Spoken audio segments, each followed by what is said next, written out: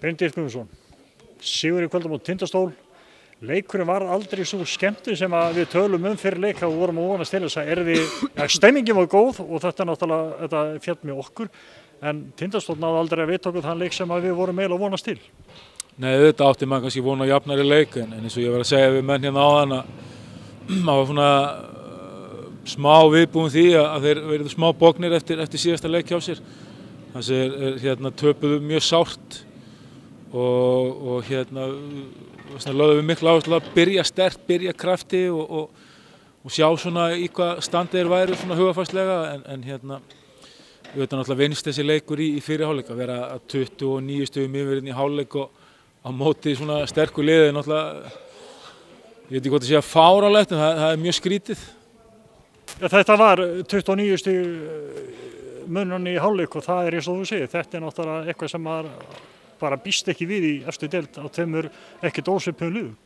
Nei, en svona þetta bara, þú veist, þessi íþrótt er náttúrulega bara óútreiknanleg og þú veist, við getum verið stundum lélegri aðilinn og ekki okkar dagur og svo snýst það við stundum þannig að menn verða bara að undirbúa sig vel og koma gíraðir í leikina því að það er engin leikur unnin fyrirfram og ekkert endilega öruggt að leikinu verið jafn. Þetta getur þróast á alla vegu og hefur gert það. Sami leikurinn, þú veist bara, eins og við sáum á Króknum í daginn, þar sem bara sveiflunar eru svakalegar. Þannig að þetta er það sem gerir held í körfuboltann eina skemmtilegust íþrótt í heimi. Og í kvöld voru þessar sveiflur sem fjallið með okkur og við erum ekkert að væla neitt yfir því, við erum hæst ánægð með það.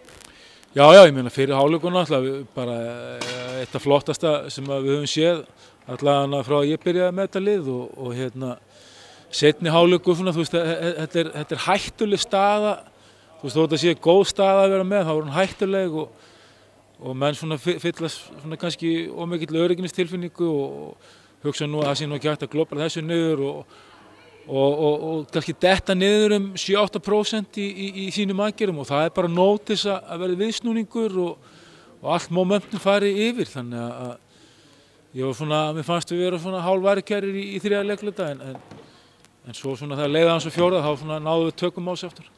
Þeir héldu haus og það hlýtur að gefa mönnum byrjundi báða vængi því að nú er náttúrulega engin smáleikur framundan, það er áttalega úrslit á móti í Grindavík og það er einhver aukvistað þar á ferð.